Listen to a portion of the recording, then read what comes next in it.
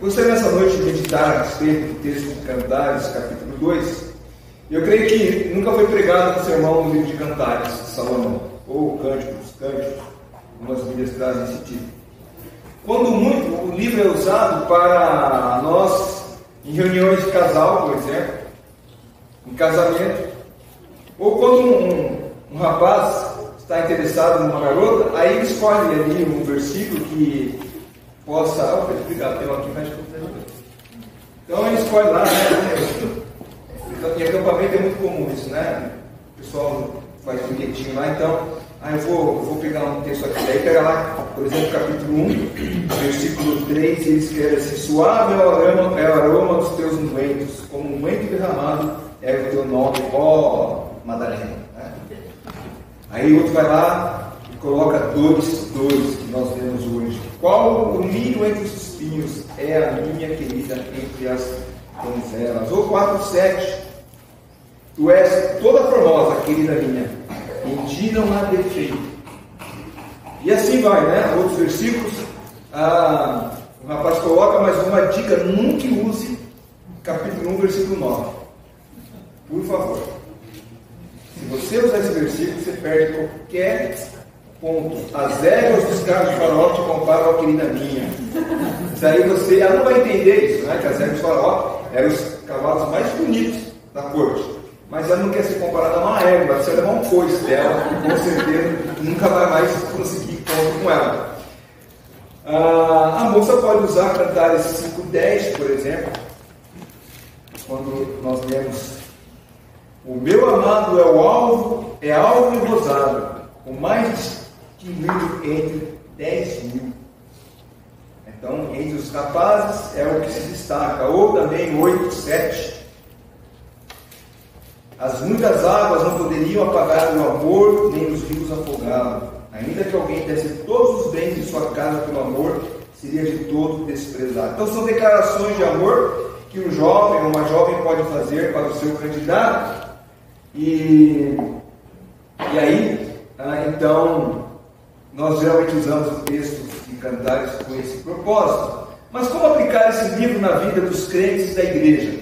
Como é que nós podemos pegar o livro? E é interessante que alguns nem gostam de ler muito Cantares, tem uns versículos aqui meio estranhos, que se você for levar o pé da letra, né, chega até uma sensualidade extrema.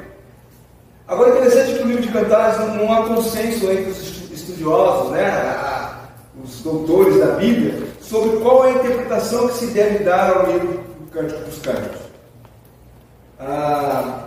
O livro é, na essência, o cântico onde Salomão descreve seu amor para uma de suas esposas, né? Aqui chamada Sulamita, ou apontada como Sulamita. Alguns acham, especialmente isso no início, né, da população do Antigo Testamento, especialmente os rabinos, eles achavam que essa descrição colocada de forma poética deveria ser entendida de maneira alegórica. A alegoria entre a relação entre Jeová e Israel, né? Onde Salomão representa Jeová e a Sulamita a Israel.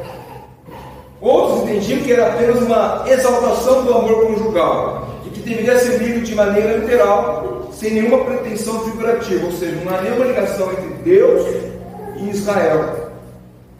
Quando surge a igreja, a mesma dificuldade os intérpretes cristãos encontraram desde o princípio dos chamado patrística, né, ou os pais apostólicos. Essas duas interpretações também permaneceram na igreja. Uns achando aí, fazendo uma alegoria, que o livro deve ser interpretado de maneira literal e outros figurativamente. E aqui a grande dificuldade que encontra é em que, sobre a sua canonicidade, a sua inspiração, é que os outros livros da Bíblia, há citações, os autores do Novo Testamento citam textos do Antigo Testamento. E isso então nos ajuda a entender que é um livro canônico. Como, por exemplo, o livro de Jonas. Alguns queriam acreditar que se tratava de uma fábula, mas o próprio Senhor Jesus Cristo, ao citar lá em Mateus 12, lembra? Ele fala assim: como Jonas ficou 3 dias, 3 noites no ventre do peixe, o filho do homem, sabe que o filho do homem também permanece 3 dias, 3 noites no seio da terra. E isso nos ajuda a entender que se trata de um fato histórico literário. Como não há menção no Novo Testamento sobre o livro de Cantares, então a questão fica em aberto. Porém, qualquer uma das interpretações aplicada para o livro traz um ensinamento para nós, seja de uma maneira alegórica, figurativa ou literal. Nós podemos usar de maneira positiva na vida da igreja. Como igreja local, aqui nós, Igreja Evangélica Independente, nós cremos que toda a revelação do Antigo Testamento aponta para o Senhor Jesus Cristo. Quem fez o curso da missão messiânica lembra que há uma revelação progressiva mostrando Cristo lá na frente. Então nós lemos o Antigo Testamento de forma cristocêntrica. E dessa forma devemos ler Cantares como uma analogia da relação de Cristo com a igreja, pois encontramos Cristo em todo o Antigo Testamento. O resumo do livro basicamente é o seguinte: Cantares de Salomão mostra que por causa do mundo caído em que vivemos, o amor conjugal enfrenta dificuldades e obstáculos. O casal sofre hostilidades, separações, intromissão e espera, mas o amor que compartilham sobrevive enquanto segue firme para o seu clima dentro do casamento. E desse modo, então, o livro mostra que, apesar de tudo, o amor conjugal é uma bela fonte de contentamento. Basicamente é esse o resumo que se faz de todo o livro de Cantares. E o cântico começa com a noiva e o noivo trocando elogios mútuos, expressando os seus desejos um pelo outro, enquanto aguardam a consumação que tanto esperam. Lá no capítulo 1, nós já vimos o versículo 2: beija-me com os beijos de tua boca, porque é melhor o teu amor do que o vinho. Isso vai até o capítulo 2, versículo 17, o capítulo que nós lemos hoje à noite. Em seguida, há uma sequência de sonhos da noiva com o seu casamento e a intimidade subsequente com o seu marido. Vai do capítulo 3 até o capítulo 6. Então, nessa sessão há a expressão da dor, da decepção, do medo da perda da pessoa amada. Leia durante a semana o Cantares da sua casa, você vai ver isso aí. Mas também há a expressão da expectativa da consumação do relacionamento entre a esposa e o marido e a intimidade desfrutada por eles. Então é um livro que traz, em geral, o relacionamento da mulher com o homem e a consumação dessa união. O poema termina registrando o sentimento da realização desfrutada pelo casal unido, que vive na segurança do seu amor verdadeiro.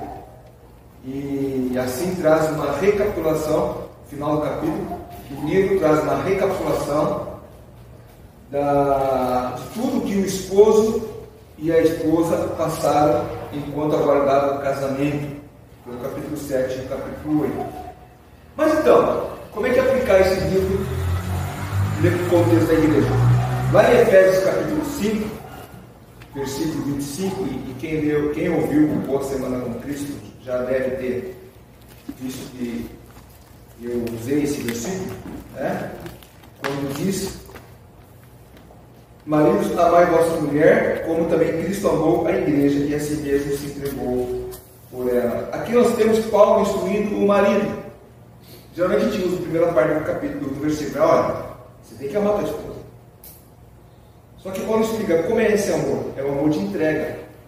Assim como Cristo amou a sua igreja, o homem deve amar a sua esposa.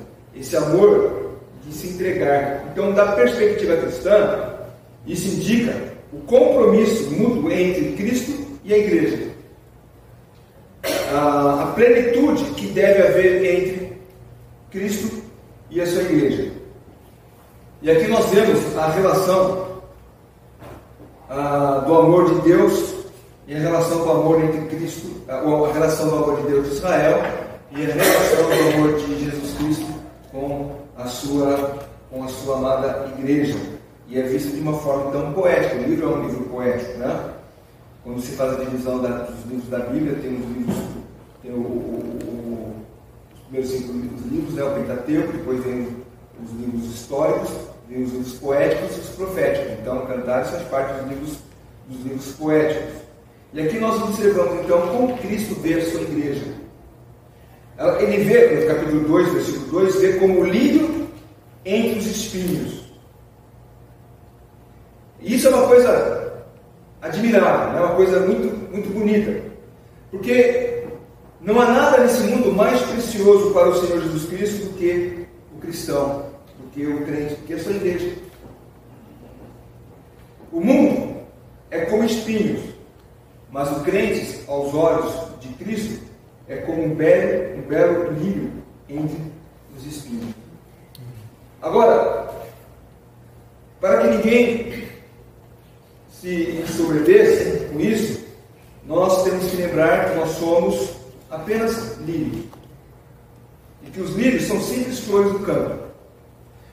Cristo não olha para nós porque nós somos os melhores, os mais formosos, no sentido de que os outros ficam para trás. Não. Cristo olha para nós com olhos de amor e nos vê como o lírio entre os espinhos, porque nós vivemos num ambiente espinhoso, no mundo. E quando Cristo nos salvou, Ele nos mantém nesse mundo, nesse meio de espinho. Ele não nos tira. Ele não pega, esse lírio é tão lindo, eu vou tirar e vou botar aqui no meu vaso. Não. O lírio se mantém no mundo. O lírio se mantém entre os espinhos. Embora seja uma flor singela, quando nasce em meio aos espinhos, ela vai se destacar. E a igreja precisa se destacar no meio do mundo. Quando você olha para o lírio entre os espinhos, você vê uma beleza, uma obra divina, uma rara beleza, ao ponto de Jesus dizer a respeito do lírio que nem Salomão, com toda a sua riqueza, com toda a sua glória, jamais se vestiu como um deles. O Senhor Jesus nos olha e nos vê como lírios belos no meio dos espinhos. E nós precisamos lembrar que essa beleza não está exatamente em nós. Cristo não me salvou porque eu sou mais belo. Cristo não me salvou porque eu sou o melhor. Pelo contrário, como Paulo fala, né? Paulo se colocava entre os piores dos pecadores. Mas Cristo o amou. E assim o salvou. E nós precisamos lembrar disso. Na verdade, a obra do nosso Senhor Jesus em nossas vidas é que nos faz lírios entre os espinhos. Nós nos destacamos em meio aos espinhos por causa da obra do Senhor Jesus Cristo por nós na cruz do Calvário. E nada mais do que isso. O Senhor Jesus não olhou assim, lá o Fábio é muito belo, é um belo exemplar do lírio, eu vou colher ele, não. Eu vou salvar o Fábio, ele vai se tornar um lírio entre os espinhos, assim como cada um dos irmãos aqui. Então, é interessante que essa relação entre lírio e espinho, né? O lírio sendo os cristãos e os espinhos sendo os descrentes, sendo o mundo. Os lírios são aqueles que o Pai deu ao Filho. E como Jesus mesmo disse, lá em João capítulo 6, 44, ele diz que ninguém pode ir ao Pai senão por Ele, né? O Pai que o enviou, e assim Ele salva. Então o lírio é obra graciosa de Deus em nós. E os espinhos, por sua vez, são aqueles que rejeitam a salvação, aqueles que negam a obra de Jesus Cristo, no qual o Senhor Jesus Cristo também diz lá em João capítulo 5, versículo 40, que não quereis vir a mim para teres vida. Esses são as pessoas do mundo. Esses são os espinhos. E que coisa terrível é estar sem a vida que Cristo oferece. Quantas pessoas nós conhecemos? Pessoas mais inteligentes do que nós, pessoas mais importantes, pessoas mais bonitas, pessoas mais poderosas do que nós, mas que aos olhos de Cristo não passam de espinho, serão lançadas ao fogo. Vou colocar lá o Camilo do lado do Elon Musk. Uns chamam de Elon, né? O Elon Musk, o dono da Tesla, o homem mais rico do mundo. Se colocar o Camilo e esse homem aí no mundo, quem você acha que vai se destacar? Quem que as pessoas vão tirar foto, fazer selfie, pegar autógrafo, pedir dinheiro? Né? Não vai ser o Camilo. Mas quando Deus olha, para quem Deus olha? Para o Camilo. Porque a Elon Musk é um espinho. Não passa disso. Então, o lírio, ou seja, a igreja que nasce entre os espinhos, é olhada por Deus com um olhar de amor. E a igreja deve se destacar nesse mundo. E é interessante que, infelizmente, parece que a igreja ela não está se destacando entre os espinhos. Ela está parece que até se camuflando e até vivendo como os espinhos. Crentes que vivem e acham comum fazer as coisas que o mundo faz, praticar as coisas que o mundo pratica. Eu só não pratico no ambiente do mundo, mas eu pratico em outros lugares. Essa noite, até perguntei para o Marco agora antes do culto, se ele ouviu o som da rave, né? Eu ouvi e fiquei com raiva. Como diz o nordestino, fiquei com riva. Riva, sabe? Riva. A Elizabeth ontem à noite ouviu o barulho, eu também ouvi, mas logo dormi. E eu acordei hoje o barulho ainda tocando. São umas 11h30, né? Meia-noite. Acordei hoje 7 horas da manhã, estava barulho. Saí lá fora, falei, o barulho veio lá no fundão. Teve uma rave lá no bairro. Eu imagino que o crente não estava lá. Né? Mas imagina o crente, vamos fazer a rave para Jesus. Qual que é a diferença? Meus amigos vão fazer o futebol, churrasco, chope, carteado. Não, sou crente, não vou lá. Mas vamos fazer nós aqui da igreja. Então parece que o lírio está virando espinho. Está se camuflando como espinho. Está vivendo não entre os espinhos, mas está vivendo como se fosse um espinho. Não há diferença. As pessoas olham e falam, qual a diferença entre o lírio e o espinho? Não há nenhuma. Então a igreja precisa se destacar. Precisa estar em evidência. Quando o Senhor Jesus olha, Ele está vendo ali um lírio entre os espinhos. E não um lírio camuflado como se fosse um espinho. Então nós vivemos um mundo cheio de espinhos, de abrolhos. O fim deles é ser queimado. Nós, porém, o Senhor Jesus nos olha, Ele nos vê como lírio. E qual o lírio entre os espinhos? Tal é, como aqui o Salomão fala, tal é a minha querida entre as donzelas. A querida de Jesus é a igreja. Ele amou a sua igreja. A Bíblia chama a igreja de noiva de Cristo. E ela está aqui ainda nesse mundo, mesmo entre os espinhos. E ainda assim o Senhor Jesus a chama de linda. Jesus olha e vê entre os espinhos lírios brancos, purificados, que foram comprados com o seu sangue precioso. A sua igreja gloriosa, sem mácula, como Efésios 6:7 diz. Uma igreja gloriosa, sem mácula, nem ruga, nem coisa semelhante, mas santa e sem defeito. É assim que Jesus vê a sua igreja. É assim que o Senhor Jesus olha para nós. E como é bom saber disso. Como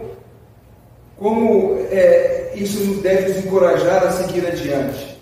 Entre os espinhos, eu sou o lírio que agrada ao Senhor Jesus Cristo. Mesmo em meio a tantos espinhos, eu sei que sou amado pelo meu noivo. Eu sei que sou amado pelo meu Salvador. Eu sei que eu sou precioso aos olhos do Senhor Jesus Cristo. Por isso, não podemos deixar de honrar ao Senhor Jesus com a nossa obediência. Qual é a manifestação do amor do crente para com Cristo? É obedecendo a Ele. Estava vindo com a Elizabeth para cá, hoje à noite, falando a respeito, né? Sobre o compromisso que nós temos de vir ao culto. E alguns falam, toma cuidado que isso pode virar um legalismo. Desde que a igreja todo domingo vira legalismo. Eu falo, não, o crente não vê isso como legalismo, ele vê como um compromisso de estar com o seu noivo. Pedro, todo fim de semana, vai estar lá, não sei porquê. É legalismo isso? Não, por quê? Ele é noivo e quer ver a amada, sempre. O namorado está sempre visitando a namorada. Né? E por que isso? Porque é o prazer de estar junto. O crente deve ter prazer de estar junto com os outros crentes adorando o seu noivo, o Salvador Jesus. Quando eu namorava Elizabeth, eu morava em Hortolândia. E o último ônibus que passava perto de casa, ele passava às 10h30. Mas tinha um que passava à meia-noite, só que parava, quem conhece Hortolândia, parava lá perto onde é a Avão hoje. Eu tinha que andar 3 km entre a pista ali, naquela que tinha fazendas ali, né? E eu pegava esse último ônibus. Mas por que todo esse sacrifício, né? Por que tudo isso aí? É por legalismo? Por obrigação? Não, é por amor. Né? Se eu amo, eu quero estar presente, quero estar junto com a minha namorada. Se eu amo, eu quero estar com a minha noiva, porque nós queremos nos casar e estar juntos. Então, o crente deveria ter prazer em estar com o seu noivo. Imagine a Tainá chega assim: Pedro, então, você vem esse fim de semana aqui em casa, né? Ele falou: não, Tainá, sabe o que é? É que hoje eu vou sair com meus amigos, a gente vai jogar uma bolinha. Não tem nada demais um casado, um rapaz casado, um noivo, jogar futebol com os amigos. Mas fala: não vou te ver hoje porque eu vou jogar bola. Eu acho que, né? Faz a puxa vida, ele gosta mais do futebol do que de mim. Olha, muito mais. Sexta, sábado, eu vou ter futebol, eu não vou poder te ver, tá bom? Ele não é profissional, ele não ganha vida jogando bola, então qual sentido existe em deixar a amada para estar atrás de uma bola? Não há sentido. O amor nos faz abrir mão de coisas que nós gostamos para estar junto com a nossa amada. Então o crente, ele abre mão de coisas que ele gosta para estar junto com o seu amado, com o seu noivo. Isso não é legalismo, é compromisso, é amor, é diferente. Legalismo é aquela pessoa que fala: não, eu tenho que ir para a igreja, porque se eu não for na igreja eu não vou ser salvo. Se eu não for na igreja eu vou perder a salvação. Isso é legalismo. Não, eu vou para a igreja porque eu sou do meu amado, e o amado é meu, e eu quero estar junto com ele.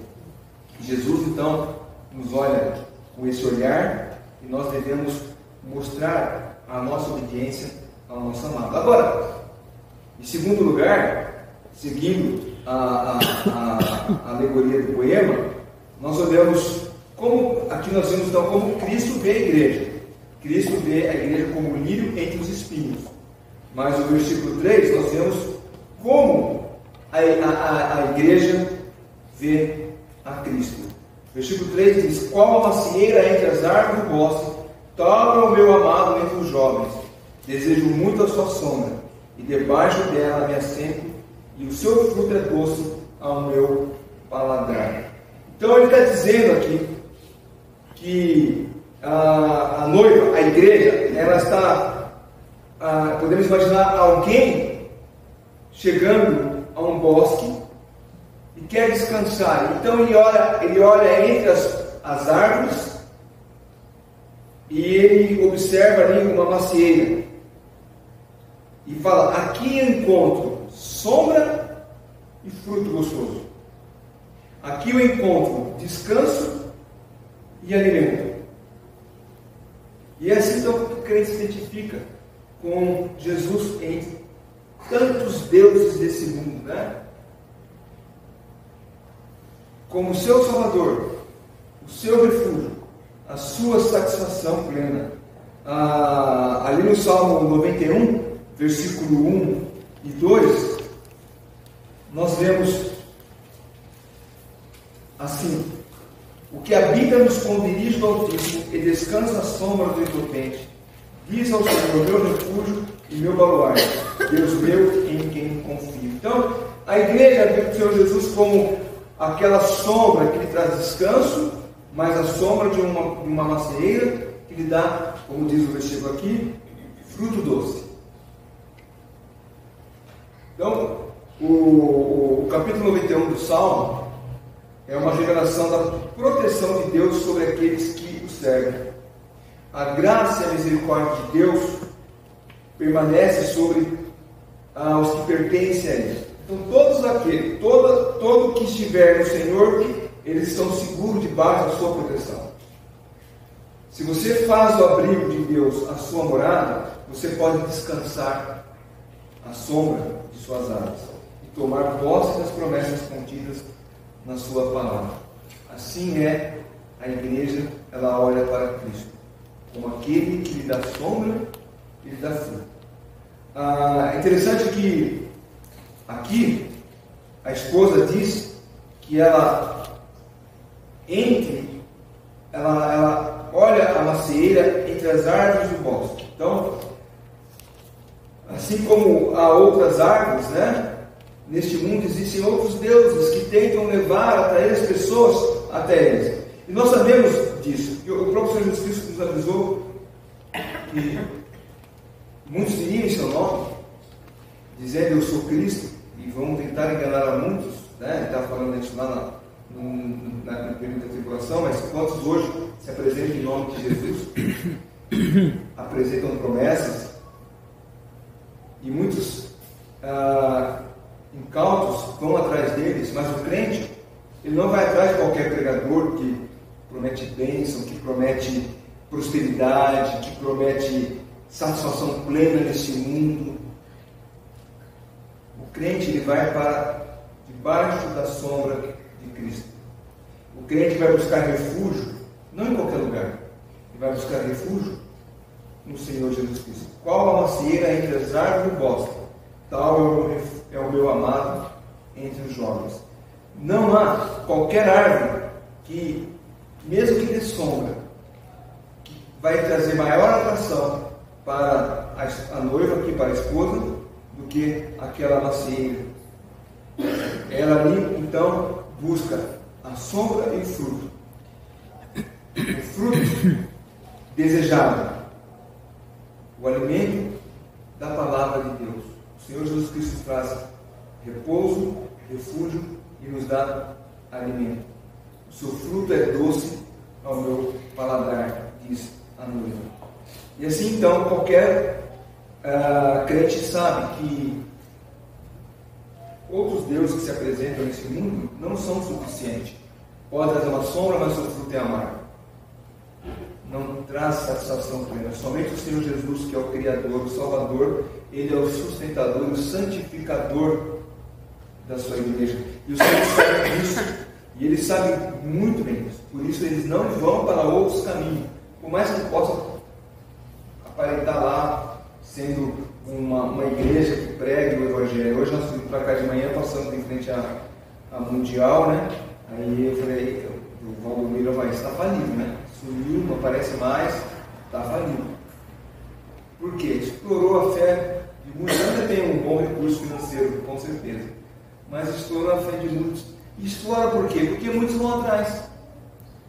As pessoas vão atrás. Querem ser enganadas. Querem ser iludidas. Mas o crente sabe aonde encontrar repouso, refúgio e alimento. O verdadeiro crente sabe disso por experiência própria. Nessa terra que nós vivemos, como líder dos espinhos, o crente pode experimentar a sombra refrescante da macieira. Não apenas a sombra, mas a nutrição do fruto saboroso. E aqui então, não basta apenas ter um conhecimento intelectual sobre o Senhor Jesus Cristo. Não basta apenas saber quem é Jesus. Precisa experimentar o Senhor Jesus, comer do seu fruto, se apropriar dele. Assim como uma pessoa pode ter um conhecimento intelectual a respeito da macieira, falar sobre a sua sombra, ela dá uma boa sombra, falar do seu fruto, a maçã. Olha, a maçã é um fruto precioso. Ele é aprazível. Aliás, quem não gosta de maçã aqui? Todos gostam de maçã? Todos gostam de maçã. Eu nunca vi alguém falar, eu não gosto de maçã. É um fruto saboroso. Talvez tenha alguns que não gostam, né? Mas a pessoa não basta conhecer, olha que fruto bonito, né? E olha o cheiro dela, que delicioso esse cheiro. Se ela não experimentar, ela não vai ter tido a experiência plena daquele fruto. Se você apenas definir a maçã como um fruto da macieira, como a árvore da família, um tronco de casca parda, que ela se arredonda, ela copa com 10 metros, tudo aquilo que é técnico, né? Falar que a maçã, é isso que eu pesquisei, tá? É a fruta mais cultivada do mundo.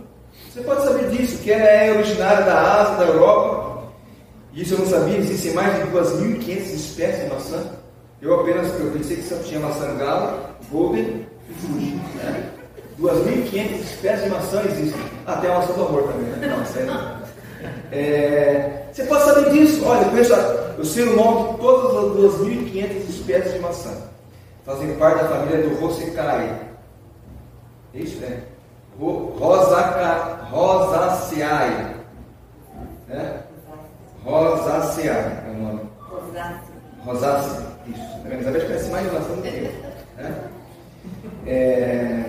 Não é à toa que é que pegou a maçã. Não tem nada a ver.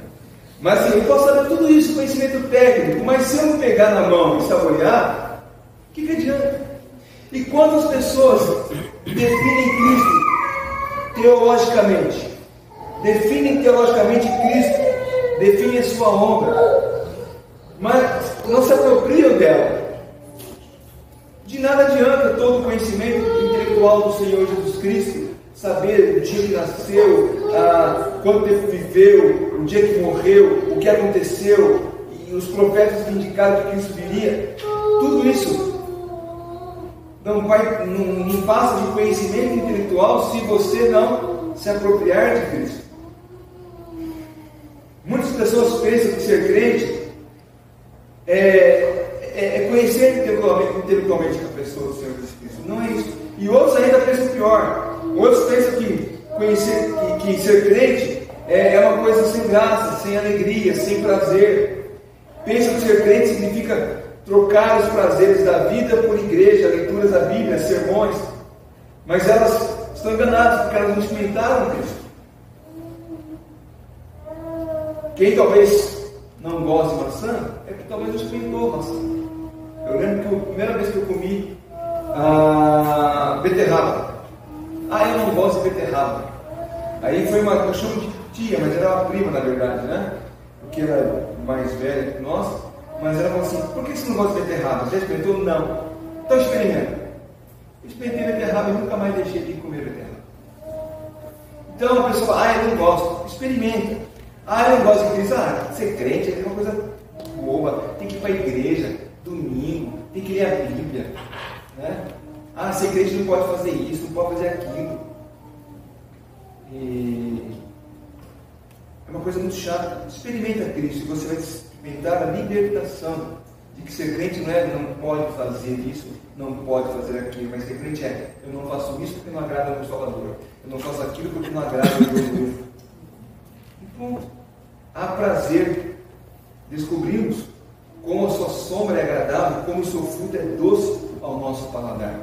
Essa é a expressão de satisfação da noiva para com o seu noivo, da igreja para com Cristo. É por isso que os verdadeiros crentes não só descansam à sombra de Cristo, como também saboreiam o seu delicioso fruto do Espírito Santo que habita nele, que o santifica, e pela misericórdia Deus renova a cada manhã em nossas vidas. Esse é o prazer que a igreja tem para com o seu Salvador, o seu noivo. Experimentam e sabem como as palavras do seu Salvador são doces, são mais doces do que o mel. Este é o prazer que a igreja tem para com o seu noivo. Porém, é preciso lembrar que somente os verdadeiros crentes experimentam sentar-se à sombra das bênçãos de Cristo e saborear o seu fruto. São apenas os verdadeiros crentes que experimentam das misericórdias do Salvador. Essa misericórdia, como eu disse, que se renova a cada dia e que se cumpre através de Cristo. E podem descansar às sombras do fato de que um dia Ele virá para buscar a sua igreja. É você descansar debaixo de uma sombra. Imagine um dia de 40 graus de sol, e você deitado debaixo de um pé de maçã, você puxa uma maçã e dá aquela mordida para cá. Né? Você saboreia. O crente, ele é assim com o seu Salvador. Enquanto nós estivermos nesse mundo, mesmo em meio aos espinhos, mesmo em meio às aflições, continuamos,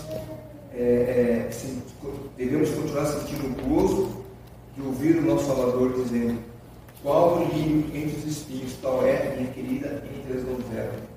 E ao mesmo tempo, nós como igreja devemos retribuir esse grande amor cheio de contentamento e respondendo: qual macieira entre as árvores do bosque, tal é o meu amado entre os jovens.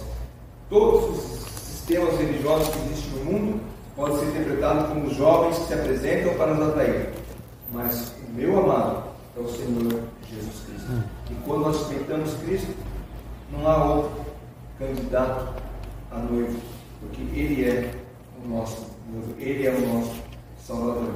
Esse é o relacionamento com Cristo que almejamos para a nossa igreja, para nós como crentes. Porque só esse tipo de relacionamento é capaz de repetir a intimidade, o amor entre o crente e o seu Salvador, entre Jesus e sua igreja. Que Deus nos ajude a compreender a sua doutrina e nos conceda a graça para que vivamos de acordo com a sua vontade para o louvor da sua glória e possamos declarar, como no versículo 16: o meu amado é meu e eu sou dele. Nós possamos declarar isso: eu sou de Cristo e Ele é meu. E não há prazer maior do que pertencer ao Senhor Jesus Cristo. Talvez a próxima mensagem em Cantares vai demorar muito tempo, mas que você possa lembrar de uma coisa: você é a noiva do seu Salvador, Jesus Cristo, e Ele aprecia a sua beleza. Ele te ama. Ele não olha para outros, mas olha exclusivamente para você, que faz parte da igreja de Jesus Cristo. Que Deus nos abençoe. Amém?